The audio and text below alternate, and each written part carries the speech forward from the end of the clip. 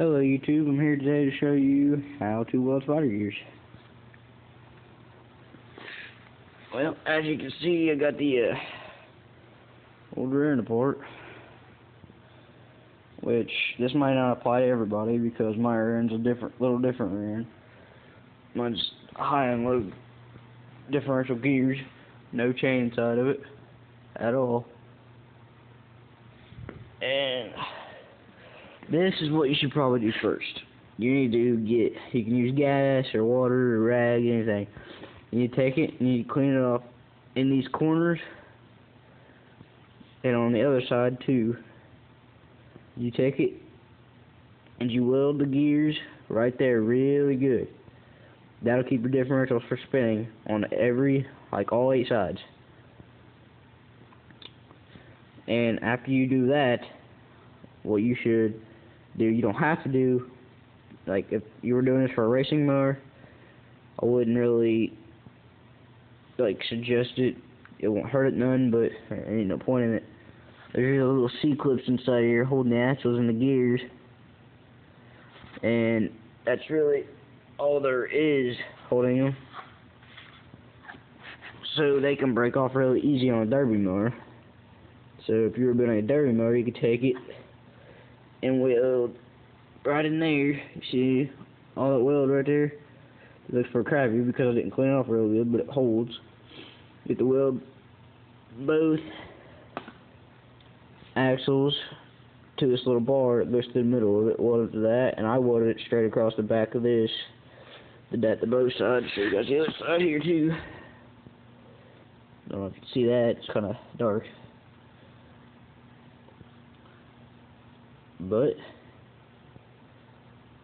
that's really all there is to it. It's not the hardest thing in the world.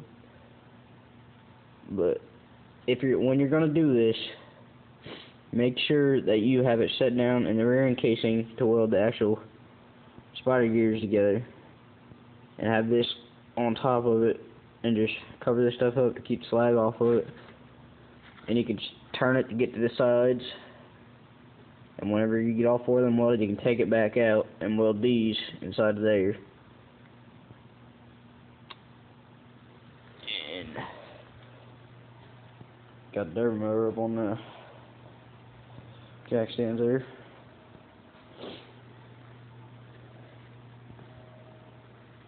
Another thing you guys might want to do for the rear end on this, if you ever have a rear end, ever have the rear end pulled out from under one of these, and you decide you're going to change it, you might want to take it and add, hold on, let me get a flashlight and I'll show you guys what I'm talking about.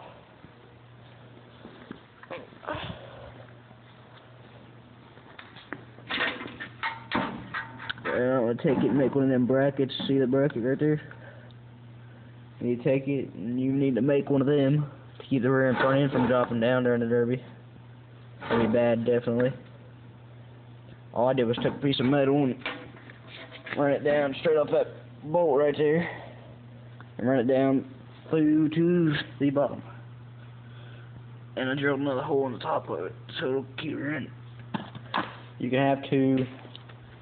I just prefer 1 because it doesn't get in the way near as much.